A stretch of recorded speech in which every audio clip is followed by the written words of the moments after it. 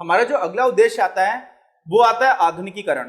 तो देखिए, मैंने बोला था कि ये चारों उद्देश्य किसके हैं? पंचवर्षीय योजनाओं में हमारी योजना बनाने की ये चारों उद्देश्य रहते हैं, लेकिन क्योंकि संसाधन सीमित है इसलिए किसी पंचवर्षीय योजना में इसको ज्यादा महत्व दिया गया है, कभी इसको ज्यादा महत्व दिया सभी को दिया, लेकिन कभी कभी ऐसा भी हो जाता है कि इन दोनों में विरोधाभास होने लग जाए। जैसे समानता है और आधुनिकीकरण, इनमें कभी कभी विरोधाभास होता है। कैसे होता है मैं बताता हूं आपको। आधुनिकीकरण का क्या मतलब है? देखो, आधुनिकीकरण का मतलब जो है ना, वो बहुत सारे लोग बहुत गलत समझते हैं। मैं भी बचपन में जब छोटा था तो सोचता था, कई लोग बोलते थे बड़े मॉडर्न लोग हैं, तो मुझे लगता था कि हाँ, जो अच्छे कपड़े पहने वो लोग बहुत मॉडर्न हो गए, बड़ी गाड़ी से निकल करके आ रहे हैं तो बहुत मॉडर्न हो गए। मॉडर्न का मतलब सीधे सीधे पैसे से नहीं है। मॉडर्न का मतलब दो चीजों से है। पहला तो है कि आपकी सोच कैसी है। पहला मतलब क्या है? सोच। कपड़े पहन लिए हैं, गाड़ी चला रहे हैं और अपने घर की महिलाओं का अपमान कर रहे हैं, ठीक है।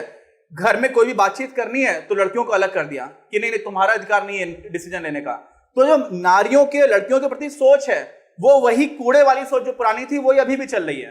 तो वो लोग मॉडर्न नहीं है, उनकी जो विचारधारा है वो आधुनिक नहीं है। क्योंकि आधुनिक विचारधारा, हमारे देश में लड़कियों को भी सैलरी मिलती है ना। कोई लड़की है जो आईएएस ऑफिसर भी है, अभी तो बहुत सारी लड़कियां ऐसी हैं जो आईएएस टॉप कर रही हैं। हमारे देश में सबसे कठिन परीक्षा मानी जाती है सिविल सर्विसेज की, उसमें टीना डावी ने पहले अटेम्प्ट में पहली रैंक निकाली थी। उसके पहले भी एक ईरा सिंघल, उन्होंने भी पहला स्थान प्राप्त किया था। और कई साल से ऐसा हो रहा है कि टॉप 10 में बहुत लड़कियां आ रही हैं। तो वो लड़कियां जब नौकरी मिलती है, एक तो ऐसा नहीं कि उनको घर तक सीमित रखा गया, तो हमारा देश जो है, जो एक आधुनिक लोकतंत्र है, उसमें क्या हो रहा है, लड़कियों को बराबरी का स्थान देने के का माहौल दिया जा रहा है, कम से कम राज्य की तरफ से। हमारे समाज में लोगों की सोच अभी भी कूड़ा करकट वाली है, बहुत सारे लोगों की, सबकी नहीं। लेकिन जो हमारा राज्य है, जो हमारा आधुनिक राष्ट्र बना, जिसमें हमारे जो फाउंडिंग फादर्स थे, जैसे कि नेहरू जी थे, अंबेडकर जी थे, सरदार पटेल साहब थे, इन लोगों ने ये सारी चीजें सोच करके बनाई। और उससे हुआ क्या कि जो लड़कियां हैं ना, उनको भी सरकारी नौकरी करने का भी अधिकार है और नौकरी में बराबर पैसे देने का भी अधिकार है। ऐसा नहीं कि लड़कियां तुमको कम पैसे मिलेंगे, जबकि कई बार ऐसा देखा जाता था कि लड़कों में और लड़कियों में भेदभाव तो हर तरह का हो रहा है। यहां तक कि एक ही जैसा काम करने के बाद भी लड़कियों को कम पैसे मिला करते थे और लड़कों को ज्यादा मिलते थे, ठीक है। तो हमारा जो देश है वो इसीलिए आधुनिक सोच पर आधारित एक देश है। तो सोच कैसी होनी चाहिए? आधुनिक। तो अगर आपकी सोच आधुनिक नहीं है तो आप आधुनिक नहीं हो सकते। कपड़ों से आप आधुनिक नहीं होते हो, आपके पास प्रॉपर्टी है उससे आप आधुनिक नहीं हो जाते हो। प्रॉपर्टी तो पहले राजा महाराजाओं के पास भी होती थी, लेकिन बहुत सारे विचारों में बहुत ही पिछलग्गू मानसिकता के हैं। सती प्रथा चल रही है, दहेज प्रथा चल रही है।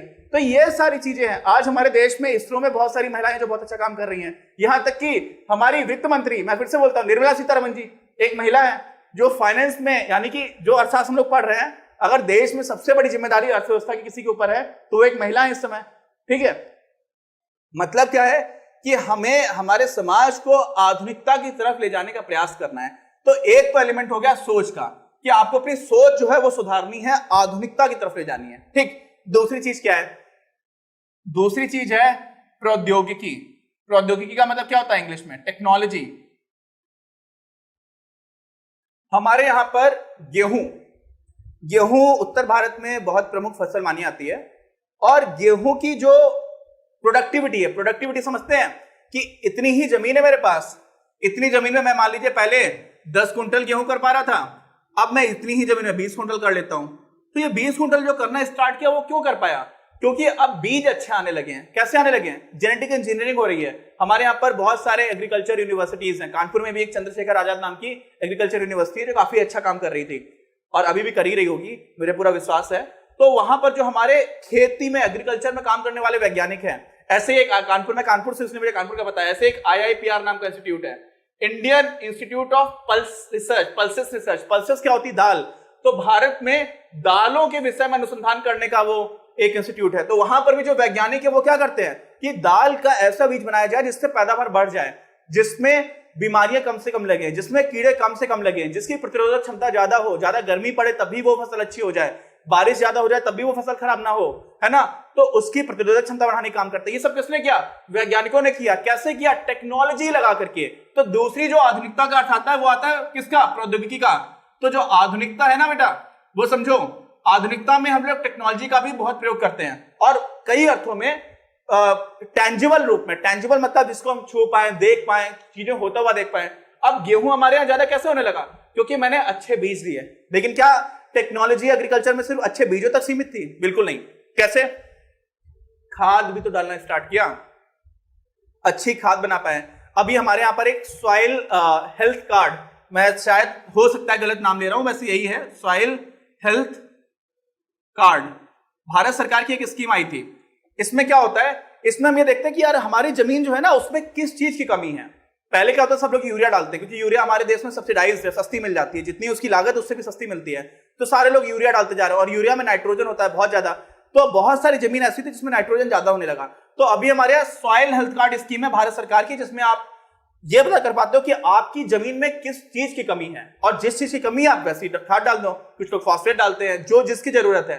तो वो भी, ये जो टेक्नोलॉजी है उसका भी हम लोग प्रयोग करने लगे, जिससे कि हमारी जमीन जो है बंजर ना हो जाए। कई बार बहुत ज्यादा खाद आप डाल देते हो तो उससे जमीन खराब होने लग जाती है, नुकसान होने लग जाता है। तो ये क्या होता है, ये भी हम लोगों का टेक्नोलॉजी का हिस्सा है।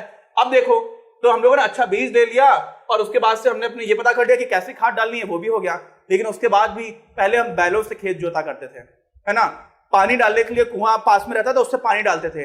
हम लोग ट्यूबवेल का यूज करते हैं, और ट्यूबवेल से काफी नुकसान भी हो रहा है हमारे ग्राउंड वाटर को। लेकिन हम लोग नहरें बना करके, और उसके साथ में एक होता है स्प्रिंकलर्स होते हैं, उसमें क्या होता है कि जितने पानी चाहिए उतना ही पानी हम डाल रहे हैं और लगातार हर चीज को पानी मिल रहा है, पूरे फसल को, तो बहुत ज्यादा पानी की बर्बादी नहीं होती। ऐसे ही ड्रिप इरिगेशन होता है, जहां पेड़ है सिर्फ वहीं पर पानी जाएगा। जैसे हमारे देश में कुछ प्रदेश ऐसे हैं जहां पर काफी पानी की कमी है, राजस्थान है, तो वहां पर ड्रिप इरिगेशन करते हैं, पाइप होता है उसमें छेद कर देते हैं वहीं पर जहां पर पौधे के पास में है, तो पूरे पाइप से पानी जाता रहता है, सिर्फ वहां पानी जहां की जरूरत है सिर्फ उतने में ही पानी की खपत होती है। तो पूरी जमीन जहां पर पानी की जरूरत नहीं है उसको हमें भिगोना नहीं पड़ता।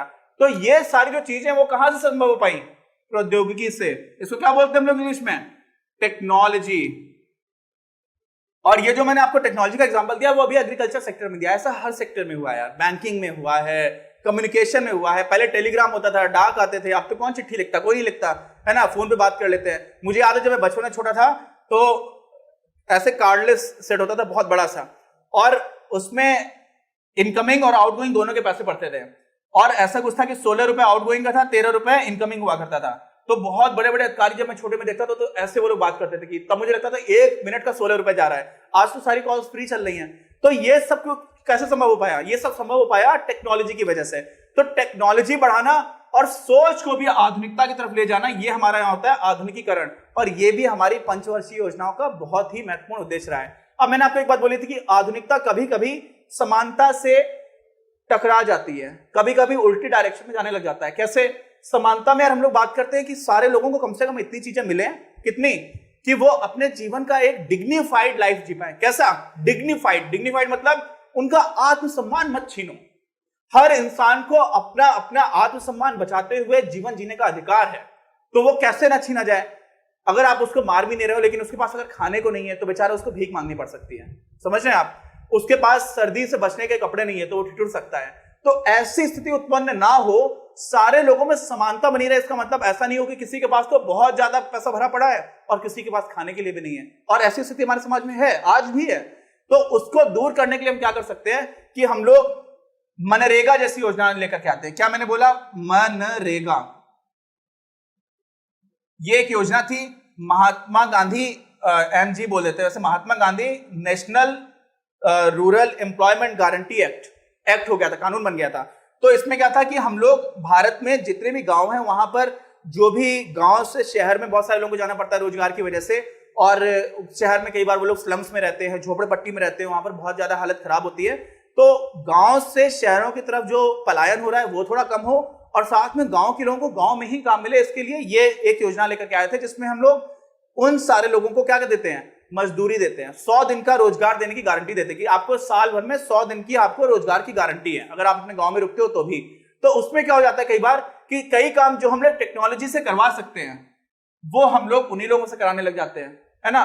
और साथ में कई बार हमें टेक्नोलॉजी को पीछे रख जाना पड़ जाता है, क्योंकि हमें चाहिए कि एक समानता भी रहे। अगर देखिए, एक घर में 2 भाई हैं, समझ रहे हैं, एक भाई तो बहुत आगे निकल गया, बहुत आगे, अरबों में करोड़ों में खेल रहा है, और दूसरा भाई है जिसके पास कुछ भी नहीं है। तो कई बार उसमें ईर्ष्या भी हो सकती है, जिसको भाई को दिक्कत हुई। और जो माँ बाप हैं उनको क्या लगता है? उनको लगता है कि मेरे बच्चों में इतना ज्यादा अंतर ना हो जाए।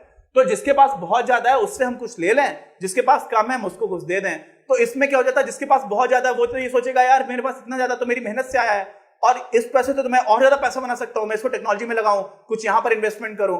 तो वो व्यक्तिगत रूप में आर्थिक रूप से देखो तो हो सकता है कि वो वाला भाई सही सोच रहा हो जिसके पास बहुत पैसा है, लेकिन माँ बाप को क्या लगता है कि हमारा घर जुड़ा हुआ रहे, टूट ना जाए। ऐसे ही देश की स्थिति है। देश में बहुत सारे लोग हैं जो अपनी सामाजिक स्थिति की वजह से, कई बार अपनी आर्थिक स्थिति की वजह से, कई बार ऐसा देखा गया है कि जो लोग आज गरीब है, एक और सोशियोलॉजी होता है, सोशियोलॉजी किसको बोलते हैं, समाजशास्त्र। मैं थोड़ा बहुत इधर उधर विशेष ले आता हूं ना, क्योंकि बहुत सारी चीजें कनेक्टेड हैं। अगर हम उनको करेक्ट करके देखना स्टार्ट करेंगे तो हमें पूरी चीज समझ में आना स्टार्ट हो जाती है। तो समाजशास्त्र में एक अवधारणा होती है जिसमें हम लोग बात करते हैं कि जो लोग गरीब हैं, कौन लोग, जो लोग आज बेचारे गरीब हैं, वो इसलिए गरीब हैं क्योंकि उनके माँ बाप भी गरीब थे। इसमें उनकी गलती नहीं है, ज्यादातर लोगों की। कई लोग ऐसे भी हैं जो गरीबी से उठ करके उन्होंने बहुत मेहनत की। हमारे यहाँ एपीजे अब्दुल कलाम साहब, मतलब मैं उनका फैन हूं सर का, उन्होंने मछुआरे के घर में जन्म लिया, उसके बाद से डीआरडीओ जैसी संस्था के वो डायरेक्टर बने, अपनी मेहनत से पढ़ाई की, 3-3 रात में उन्होंने एक प्रोजेक्ट कंप्लीट करना, तो 3 दिन 3 रात सोए नहीं थे वो। उसके बाद से वो राष्ट्रपति बने देश के। तो कई लोग ऐसे जिन्होंने अपने गरीबी से निकल करके बाहर आकर के बहुत दम लगा करके बहुत बड़े बड़े मुकाम हासिल किए। लेकिन बहुत सारे लोग जो गरीब आज इसलिए भी हैं क्योंकि उनके माँ बाप गरीब थे। कितने लोग ऐसे हैं जो आज गरीब है जिनके माँ बाप गरीब नहीं थे, बताइए, आप बताइए। तो इसलिए क्या है ना कि बहुत बार हमारा इतिहास कैसा रहा है वो भी हमारे जीवन को निर्धारित करता है। तो मैं कहने का चाह रहा था, मैं कहना ही चाह रहा हूं कि जो समानता वाला पॉइंट है ना, वो कभी कभी आगे हो जाता है, कभी कभी प्रौद्योगिकी वाला आगे हो जाता है, और जरूरी नहीं है कि हमेशा आपस में टकराएं, ऐसा बिल्कुल जरूरी नहीं है। कई बार टेक्नोलॉजी की वजह से समानता बढ़ने लग जाती है। जैसे मैं आपको उदाहरण देता हूं, हमारे देश में क्या होता है, मनरेगा का उदाहरण ले लेते हैं। अभी मैंने आपको बताया ना, इसमें जितने भी मजदूर हैं उन लोगों को पैसा दिया जाता था। तो पैसा कौन देता था, सीधे सीधे कोई ना कोई इंसान दे रहा होगा। तो कई बार छोटे लेवल के अधिकारी होते हैं, जैसे किसी ने काम कराया प्रधानमंत्री ग्रामीण सड़क योजना में, कोई जूनियर इंजीनियर है उन्होंने काम कराया, उसके बाद से ठेकेदार है, तो ठेकेदार मजदूरों को पैसा दे रहे हैं। तो बहुत सारे भ्रष्टाचारी ठेकेदार ऐसे हुआ करते थे और आज भी हैं जो मजदूरों का पूरा पैसा नहीं देते थे। और अब क्या हुआ, हमारे देश में हमारे प्रधानमंत्री जी ने एक योजना स्टार्ट की थी, इसका नाम है जन धन योजना। ठीक है, तो जन धन योजना में क्या हुआ था, इसमें सारे लोगों के, बहुत सारे लोगों के, पूरे दुनिया में इतने कम समय में एक साथ इतने लोगों के बैंक अकाउंट्स को ले गए।